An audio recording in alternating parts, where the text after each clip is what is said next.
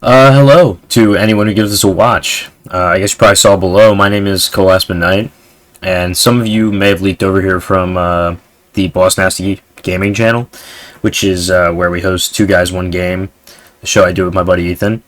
Uh, but this is just my channel, my solo channel. I made this just to have a place to like speak my mind and talk about things I enjoy, or more likely, probably things I don't enjoy, and maybe do some gameplay and some other stuff. I'm basically gonna do what I want to do, talk about what I want to talk about, throw some stuff at the wall till something sticks that I enjoy doing or other people enjoy. Anyway, enough of that. I'm sure you've seen the title of the video, and I'm sure it probably sounds like clickbait to you. I can assure you it's not really. I'd like to have some nuance in this discussion, and it's actually the kind of main reason for making this video is what I feel to be a lack of nuance amongst the community of Dragon Ball fans, or at least Dragon Ball game fans, and like generally people talking about Dragon Ball Sparking Zero. So, a little bit of background. I'm sure everybody who gives any kind of critique is going to do this little runaround where they tell you that they love Dragon Ball, but I really do. I've enjoyed it since I was a kid. I think I have a little bit of clout to say that I've been super interested in Dragon Ball for long enough that I know more about Dragon Ball than probably like World War One. And I like history too. I think I probably know more about Dragon Ball Z, which is not something I'm proud of. Just putting that out there. And I love like power scaling and general shonen battle series type stuff. Always have. A little bit less as I've gotten older, but still love it enough. But games like Sparking Zero, I think get glazed on really hard. And by games like Sparking Zero, I more mean games that we don't get very often. I mean, it's been how long since Budokai Tenkaichi 3? The community has wanted this since I was like a preteen. Yeah, basically since I was like a preteen. And so I think the glazing is kind of that overhyping because there is enough good about the game that people could get behind it. But I think there's a lot of issues that are not being like laid bare, and people looking for content or information about Sparking Zero are just going to be inundated with the glazing, and I think that some of the kind of anti-consumer practices that the companies behind Sparking Zero are doing is something that is pretty hard for like your average person to find right now, and I think the overglazing frustrated me a little bit. So I just wanted to give a little bit of critical analysis of Sparking Zero and give a really serious and fair review from someone who plays a lot of video games and likes Dragon Ball. Alright, so let's get into the good, the bad, and the ugly of Sparking Zero. And ugly is a describing word for some stuff about this game, I think. And other things, absolutely not.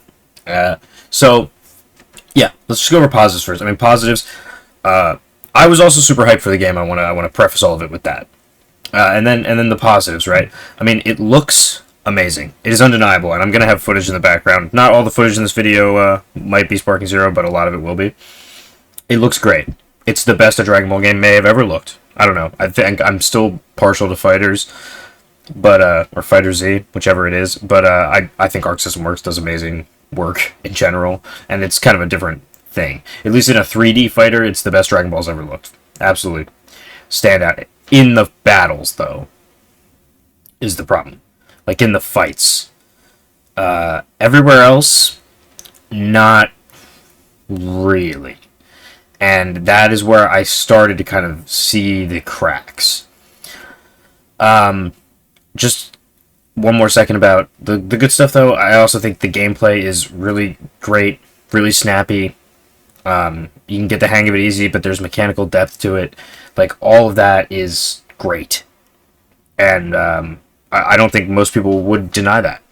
I do think, as far as characters, too, I mean, it's more than I could have asked for.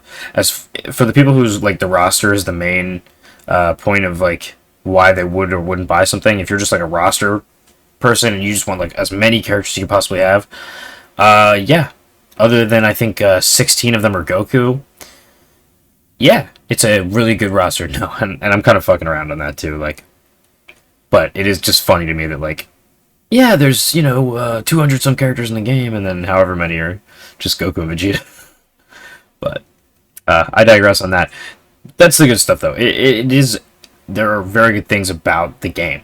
I would say how I would describe it is it's an amazing engine demo for a completed game, and that's where I start to get into my main issues, my contention.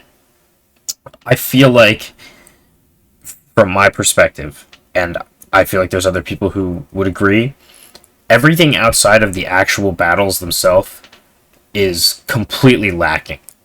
I mean, first of all, just the menu screens, these 3D like live menu screens, super slow, super intrusive, basically just eating up your time while in game. I hate that. That I absolutely will just not abide. I think it's terrible, and it's something that like I think is kind of wild in the current day and age. I mean, UI is kind of terrible in general, actually, so maybe that doesn't really track. But beyond that, I also think that another big issue with the game is like when you level up or any of that, all the little boxes that pop up on the screen, it looks like Unity asset flips. And I feel that way about a lot of the assets in the menus and the UI of this game. It feels like amateurish. It feels like asset flips. It feels like they weren't finished, like these were the templates they were using in the engine. And it's frustrating to me to spend $70 on a game that feels like it was 2 years away from being, maybe not 2 years, but maybe, 6 months to a year away from actually being finished.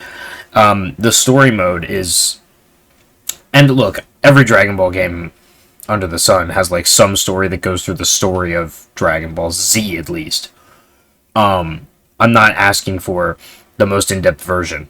I would go to Kakarot for that, which, by the way, I think is a much better game, at least if you're looking from the single-player aspect.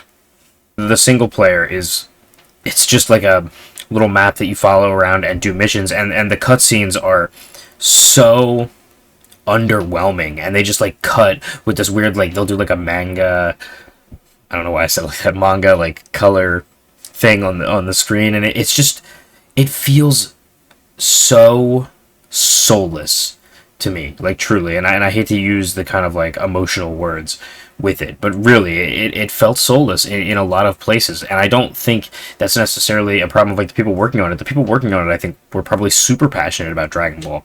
I think the problem is that people were probably trying to get them to push out a game that they could have worked on for longer and made something really, really special. And I also just think in this current day and age, for $70, just absolutely not to me. And that was the whole consumer aspect I was getting at in the intro. I think the overglazing of the game is leading people to buy something that at the end of the day is not as fulfilling as basically any Dragon Ball game I can think that has come before it for a casual enjoyer. I'm not getting into multiplayer, online, or competitive and any of that, because I'm sure there's a lot of people who are really specifically interested in that stuff. I'm really talking about single-player, casual consumers who might play online every now and then. And I did play a few games online. It seemed fine. And I know they've done some balancing updates for it, so there's some positives. I'm not saying the game isn't being supported. It's being supported by a $35 season pass on top of the $70 you spent for a game that barely has any maps in it.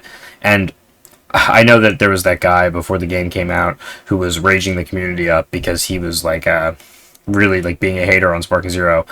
And one of his points, though, did kind of come true. There really is like no maps in the game. I'm sure there's some people who would argue on that, but I see a lot of glaring things missing that like most, if not almost every other Dragon Ball 3D fighter like this has had. Some examples that just pop into mind are like the Hell from Fusion Reborn, which is like a huge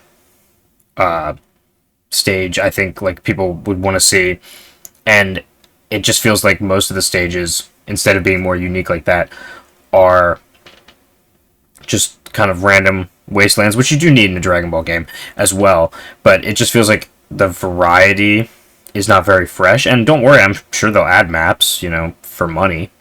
Also, split screen clearly being added after people were upset that it wasn't going to be added. I'm glad they added it, but to leave it with just one map, it's a good map. Hyperbolic Time Chamber is a good map, but to leave it at that, I mean, hey, future editing Cole here. I know other YouTubers like to say that. I wanted to try that out. The map that I was trying to mention after the Hell from the Fusion Reborn movie that I couldn't think of during that video, because clearly I'm stumbling over my words, I was trying to read half a script I wrote, so cut me some slack. Kami's Lookout. How can you have a Dragon Ball game without Kami's Lookout? That's fucking insane. Alright, editing cool is done now. And especially that means that it's probably not on the disc, even. That might be a day one update thing. I'd have to test that out, but oops, I returned the game. And that's just kind of what I'm getting at. It's hard. I just feel like it's not worth $70. I wouldn't tell somebody to go buy it for $70. I would say wait until the hype dies down and it's $32 like Storm Connections. I don't think it'll happen as quick as Storm Connections, but that gets into kind of a broader thing, speaking of the Ninja Storm games, which I'm also a huge fan of. You'll probably see some footage of in this game, and I've been replaying through those as well. And I think all of these anime arena fighters, and this is not a new talking point, but like are having this issue of just like it feels lackluster for what should be a slam dunk. I mean, in this year I've replayed all the Ultimate Ninja Storm games. I'm currently playing through 4, and like what those games do for Naruto, and also having the arena fighter versus mode at the same time is pretty impressive. And every big shonen franchise that has the money to get a game like that should have that, but instead they always seem to be skimping on it. The One Punch Man game comes to mind. I know there's a Demon Slayer game. I'm not a huge fan, so I haven't played it, but I've heard similar problems with that. But JJK Cursed Clash is a spit in the face to fans of that series. And honestly, I feel like Sparking Zero is like a hair away from being a spit in the face to the fans. If it didn't look so good and play so good, and people hadn't been so hyped for it, I think it would feel like a spit in the face, because it should. Because Bandai Namco doesn't give a shit about that $70 coming out of your wallet, and then the 3 season passes they're going to sell you over the next 5 years so they don't have to pay to make another game. Anyway, sorry, that was a pretty expressive rant. But yeah, it's just frustrating as someone who's a fan of all these things. And I'm never going to come down on anybody for being excited and being hyped, and especially for content creators. Like, I know these people are out here, part of being hyped is getting you views, and that makes sense. But all that to be said, for like the average person, like, we should think a little more critically and just be like, yeah, like, all this and this is good, but you got to talk with your wallet to these companies, and the only way things are actually going to get better for average consumers of things that we love and enjoy is to not go and buy, not go and see, not go after these things that aren't good enough. And it's just my personal opinion that Sparking Zero is not good enough. Not for $70 anyway. If it was 40 or 30, I wouldn't even want to make a video about it. You know? I would have been happy at that point. I mean, I went out and bought, well, I've actually had this game for a while. I don't remember exactly what I paid for it, but probably $25, $30 to play Dragon Ball Raging Blast 2. It actually might have been more than that. It might have been closer to 50. But like, that game I think is more feature rich. But yeah, sure, it has a worse roster and maybe worse graphics if you're really, really so hung up on that. But it's more feature rich. I would get more time out of it. It feels more fulfilling. But, you know, it's from another era. I probably sound like a boomer throughout this whole video, but oh well. That's just how I feel. And I'm never going to tell anybody else how to feel, and I'm glad people are hyped about Sparking Zero. I was hyped too, and I had fun playing it, and most of the footage I have, like, I had fun capturing too. But I just returned it out of the fact that I just didn't think it was worth it. I'll pick it up when they put all the DLCs in one package, and I can buy it like that for half the price or less. And yeah, I just wanted to add this section here at the end, and shout out the channel that kind of inspired me to do this. The channel's called A Sosa, or at Flips, Flips with a capital Z. I'll put it all in the description. Seems like a real nice guy, and I agree with a lot of things he said in his video. I'm sure I was a little more radical about it. I think he came more with a little more perspective on the multiplayer side of things too. And he and I actually had a decent back and forth in his comment section. And so I thought I'd shout that out because it was really cool, and I kind of wanted to talk about the game because of that and throw something up on this channel. So check that out. And also, of course, please check out 2 Guys 1 Game, or the podcast 2 Guys 1 Show over on Boss Nasty Gaming. That will also be in the description here. And yeah, I just wanted to thank everybody for watching this. If you enjoyed any of my thoughts or ramblings, I appreciate it. And maybe give it a like, maybe a subscribe. Let's not get too crazy. But that shows me that people want more of something. And seriously, comments. And I'm not asking that algorithmically. I really want to have discussions with people about the things that I enjoy always. So if you have something to say something, and I'll respond to you most likely, because you'll probably be one of the 3 people down there. So thanks for dropping by, and talk soon.